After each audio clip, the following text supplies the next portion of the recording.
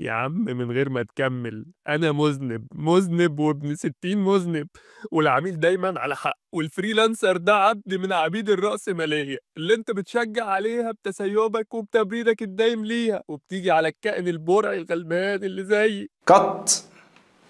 هايل يا فنان، ده انا كنت قربت كانت اصدقك. حلوة صح؟ صح؟ أنا عاجبك ما تقلقش.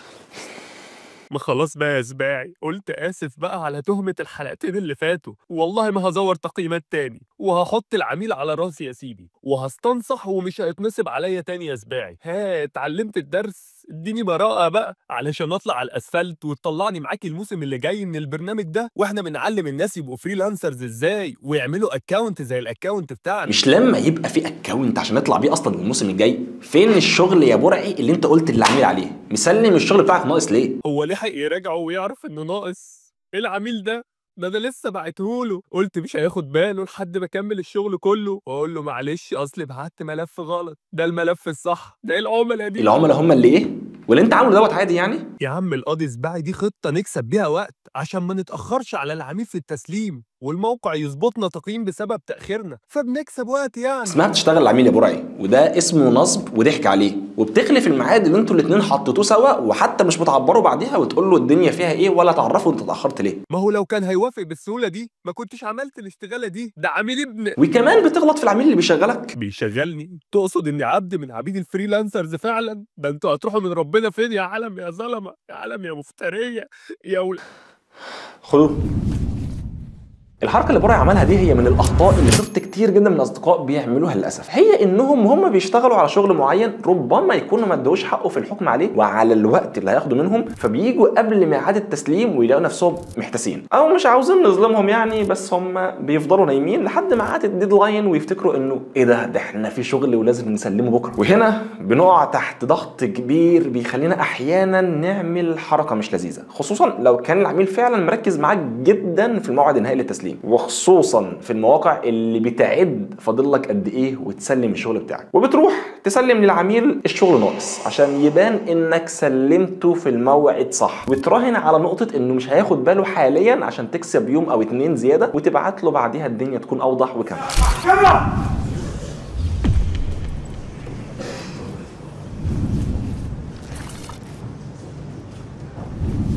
طب ليه يا سباعي بعض الناس بتعمل ده؟ وليه الديدلاين بيبقى مهم جدا كده على موقع العمل الحر؟ وايه اللي هيحصل لو انا عملت الحركه ديت والعميل اخد باله ان الشغل اللي انا سلمته له ما كانش كامل زي ما اتفقنا؟ وازاي لو لا قدر الله لقيت الوقت هيخلص وانا مش قادر انفذ الشغل، فازاي اقدر اعدي من النقطه دي واتصرف بطريقه لذيذه ما ترخمش عليا بعدين؟ خلونا نبدا الاول بحاجه مهمه جدا. في بعض مواقع العمل الحر منهم موقع زي اللي احنا مقاطعينه حاليا موقع فايفر، وموقع تاني ابن حلال تاني زي خمسات، ودي مواقع تحت نطاق الجيج ماركت بليسز. ولو مش عارف فرق بين المواقع المختلفه وتختار انهي موقع ليك والهيصه دي كلها، فهقول لك روح شوف الفيديو دوت اللي شرحنا فيه كل حاجه بالتفصيل. بس المهم ان المواقع دي انت بيبقى عندك خدمه العميل بيطلبها منك، وبتختاروا موعد تسليم معين وليكن بعد 5 ايام، ولو عديت الخمس ايام بيبدا الموقع يديك حوالي 24 ساعه يقول لك انت في وقت خطر ولازم تسلم المشروع في خلال 24 ساعه، والا هيحق للعميل انه يكنسله. واحيانا تانية مش بيديك اصلا 24 ساعه ديت، واول ما تعدي وقتك بدقيقه واحده بيروح يبعت للعميل نوتيفيكيشن بيقول له انت ينفع تكنسله دلوقتي. يا عم ما يكنسله، عادي، اللي يروح ييجي غيره. هو بعيدا عن انه عميل استأمنك على ماله وشغله، وغالبا هو ما عندوش رفاهيه انه يجيب حد غيرك تاني حاليا، لان في الغالب شغله ده اللي اتفقتوا عليه مع بعض هو في ميعاد معين محتاجه فيه، وانت اكدت له بنفسك انه هيكون خلصان وقتها، وهو بالفعل محتاجه في الوقت ده، وانت كده بتضرب له شغله. فالعقد شريعه المتعاقدين، وانت اللي محدد الوقت معاه او رضيت بوقت هو اللي اختاره. بس بعيدا بقى عن كل ده، في اللحظه دي لو العميل كنسل المشروع هتلاقي احلى تقييم سلبي تلقائي بيتضاف عليك من الموقع نفسه، وبيأثر على ترتيبك جدا ونتائجك بتقل. ممكن مع الوقت لو اتكررت تاني وتالت تبقى حاجه قاتله جدا لاكونت احنا بنتعب عليه من رمضان اللي فات. وعشان كده في بعض المواقع معدل التسليم بيبقى حكم كبير جدا عليك، انت بتاخد شغل قد ايه واللي بتاخده بتسلمه في الميعاد بتاعه ولا لا. يعني مثلا برعي ربنا كرمه اشتغل 10 شغلانات. يا عم هم 3 بس، وواحدة منهم اتنصب عليّا فيها، والتانية كانت فيك من حموكشة، والتالتة أهو انت حابسني فيها. فزي ما احنا شايفين ان شغلانته هيتحكم عليها بالاتي. لو افترضنا انه استلم 10 ومنهم 5 اتاخر في تسليمهم، فيبقى معدل التزامه بالتوقيت 50%. تخيل كده معايا عميل يدخل يلاقي نص شغلك بتاخره، يعني انت بتديله مؤشر قوي جدا انك مش محترم العملاء بتوعك. هو اكيد مش هيحب يبقى في نفس الموضع ده. اعمل ايه طيب؟ تحترم العميل. ومش بقول هنا انك لازم تخلص الحاجه في وقتك، لان انا عارف ان احيانا بتحصل حاجه طارئه جدا، بس خلينا نتكلم من منظور بجد ونحاول نقدم حلول حقيقيه عشان ما تقعش في الغلطه ديت. المفترض ان الشغل بتاعنا مثلا حاجه احنا مدينه فيها اسبوع وقايلين للعميل انها هتخلص في اسبوع. عشان خاطري في اول يوم او تاني يوم افتح اللينكات وتاكد من تفاصيل الشغل اللي العميل بعتها لك، وتاكد انك مش عاوز تستفسر عن حاجه ما دلوقتي، لان لو عدى وقت استفسارك وبعدها دخلت سالت على حاجه بديهيه جدا، العميل هيلقط انك اصلا ما بداتش في الشغل بتاعه وهتكروته في النهايه وهو هيعرف ده. وما تقولش ده شغلك ووقتك وانت هتهندل دنيتك وامورك براحتك، لان العميل ده بني ادم مستأمنك في فلوسه. فحتى لو انت متاكد انك هتهندل امورك فهو محتاج يطمن لده، خصوصا لو كنتوا لسه في البدايه مع بعض. فاول حاجه يا صديقي، افتح ملفاتك، اتاكد ان امورك تمام في الاول، استفسر عن الغريب ليك، معاك كل امورك زي الفل، اتوكل على بركه الله. المفترض بقى انك مقسم شغلك على ايام وكل يوم هتعمل كذا، بس خلاص بقى قدر الله ما شاء فعل وحصل ظرف ما فانت اتاخرت في النص. طيب هل التاخير ده هيتهندل وهتقدر تضغط نفسك وتعدي امورك؟ وخليك صادق مع نفسك، العميل هيحترم صراحتك جدا في البدايه، بس مش هيحترم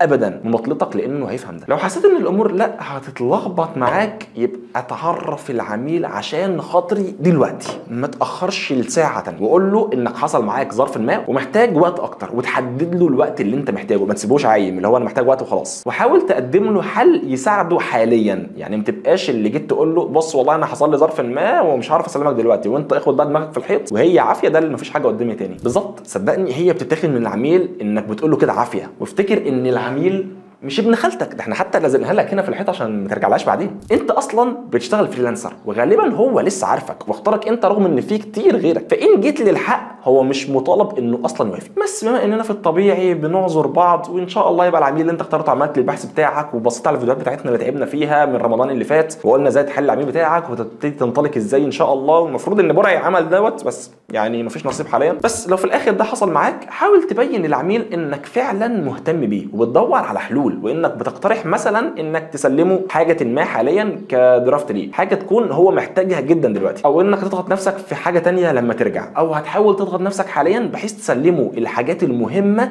اللي ممكن تحتاج منه مراجعه ما، بحيث تكسبوا وقت سوا عبال ما يراجعهم، او هتقدم له حاجه تانية هديه معاهم ما كانتش مطلوبه منك، وتوضح له دوت عشان انت محترمه ومحترم وقته. وعشان خاطري بلاش اعذار مش حقيقيه، كذب يعني بدون تجميل. اصل فرحي كان امبارح في النقطه يا عميل، اصل يعني رزقت بطفل جديد. فرحي كان امبارح السنه اللي فاتت، ففي نفس الوقت يعني فانا رزقت بطفل دلوقتي امبارح برضه، ما تقلقش يعني. اصل خالتي بتولد.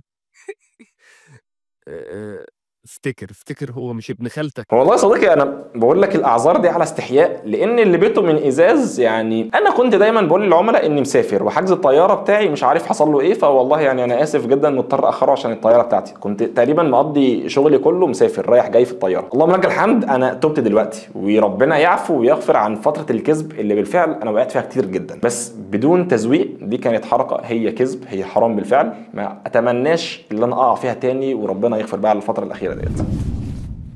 وحركه معاك خليها لك كده على جنب معاك. في الطبيعي انا لما بسلم شغل لعميل ما بحاول يكون في حاجه زياده عن اللي هو طالبها، ما تكونش بتاخد مني وقت، ويكون شكلها لذيذ وشيك، وابعتها للعميل في الاخر كهديه على شغلنا سوا. ده بيفرق معايا جدا في التقييم من العميل دوت، او انه يرجع لي تاني عشان نكمل مع بعض. يا سلام بقى لو في اللحظه ديت انت عرفت تستخدم ده كنوع من الاعتذار ليه، وتقول له انا عارف ان انا اتاخرت عليك واخرت لك شغلك، ده حاجه هديه كاعتذار مني ليك، وفكرت ان انا اعملها لك عشان احتراما لبعضينا ووقتك اللي انا اخرتك فيه، وتاخدها في السكه دي. العميل بيحترم الحركات دي وبيحس انك خلاص فعلا كان غصب عنك وما كانش تقصير متعمد منك، لانه لو حس انه استهتار منك صدقني الموضوع مش هيبقى لذيذ. طب يا سباعي خلاص لا قدر الله العميل ما فيهاش ده، خلاص ساب لي تقييم وحش جدا على الاكونت بتاعي، امر لا مفر منه. وده هقول لك يا صديقي قدر الله وما شاء فعل، ده حاليا بقى واقع لينا مفيش مهرب منه، بس انا صدقني ما انصحكش تقفل الاكونت بتاعك وتقول هعمل اكونت تاني، لان اصلا في الغالب الاكونت التاني ده مش هيتقبل على الموقع وممكن يرخم معاك جدا. حتى لو اتقبل دلوقتي ممكن في مراجعه بعدين يتقفل بعدين. وانا معاك وعارف ان الموضوع سيء بالنسبه للعملاء اللي هتيجي تبص عليك، بس صدقني مع الوقت والسعي ربنا هيكرمك بعميل تاني وتالت، وده هيغطي على ده وهتلاقي تقييمك بدا يرجع وينطلق تاني. مفيش حد فينا صديقي معصوم من الغلط، وكلنا وقعنا في مجال الفريلانسنج، خصوصا اي حد كمل في المجال بعدين صدقني هو وقع، كلنا بنقع في اخطاء، فقط بنحاول نتعلم ونصلح ونشوف هنستفيد ازاي من ده عشان ننطلق تاني. ايه ده؟ ما انت فاهم اهو كويس، انا كمان وقعت كده، اعذرني بقى، فهمت غلطي.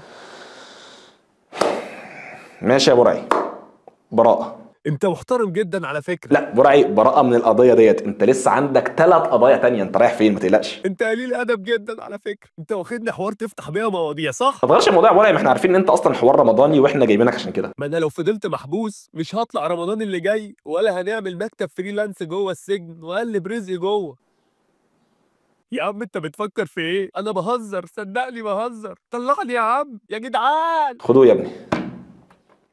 برعي هيطلع يقول اصل خالتي بتولد ها ها ها ها، بعدين هيسكت ويقول افتكر هو مش ابن خالتك.